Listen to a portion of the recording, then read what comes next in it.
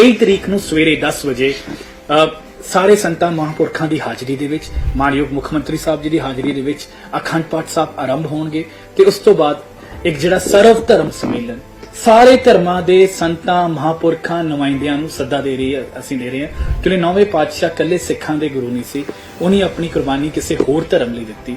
ਤਾਂ ਸਭ ਤੋਂ ਪਹਿਲਾਂ ਜੇ ਅਗਰ ਕੋਈ ਹਿਊਮਨ ਰਾਈਟਸ ਦੀ ਸਭ ਤੋਂ ਵੱਡੀ ਮਿਸਾਲ ਹੈ ਉਹ ਨੌਵੇਂ ਪਾਤਸ਼ਾਹ ਹਨ। ਤਾਂ ਇਸ ਕਰਕੇ ਸਰਵ ਧਰਮ ਸੰਮੇਲਨ ਹੋਊਗਾ। ਨਾਲ ਹੀ ਉਸ ਦਿਨ ਜਿਹੜਾ ਹੈ ਵਿਰਾਸਤ-ਏ ਖਾਲਸੇ ਦੇ ਵਿੱਚ ਇੱਕ ਅਲੌਕਿਕ ਜਿਹੜੀ ਐਗਜ਼ੀਬਿਸ਼ਨ ਹੈ ਗੁਰੂ ਸਾਹਿਬ ਦੇ ਜੀਵਨ ਤੋਂ ਲੈ ਕੇ ਉਹਨਾਂ ਦੀ ਸ਼ਹਾਦਤ ਤੱਕ ਉਹ ਲੱਗੂਗੀ। ਤੇ ਸ਼ਾਮੀ ਜਿਹੜਾ ਹੈ 6 ਵਜੇ ਉਸੇ ਸਥਾਨ ਤੇ ਜਿਹੜਾ ਹੈ ਕੀਰਤਨ ਦਰਬਾਰ। ਤੇ ਪਹਿਲੀ ਵਾਰੀ ਪੰਜਾਬ ਦੇ ਵਿੱਚ 3 ਦਿਨ 23 ਨਵੰਬਰ 24 ਨਵੰਬਰ ਤੇ 25 ਨਵੰਬਰ ਨੂੰ ਅਨੰਦਪੁਰ ਸਾਹਿਬ ਵਿਖੇ ਵਿਰਾਸਤ-ਏ ਖਾਲਸਾ 'ਚ ਡਰੋਨ ਸ਼ੋਅ ਹੋਣਗੇ ਗੁਰੂ ਸਾਹਿਬ ਦੇ ਜੀਵਨ ਬਾਰੇ, ਉਹਨਾਂ ਦੀ ਸ਼ਹਾਦਤ ਬਾਰੇ। ਇਹ ਪਹਿਲੀ ਵਾਰੀ ਹੋਣ ਜਾ ਰਿਹਾ ਕਿ ਪੰਜਾਬ 'ਚ ਡਰੋਨ ਸ਼ੋਅ ਆਰਗੇਨਾਈਜ਼ ਕਰ ਰਹੇ ਨੇ।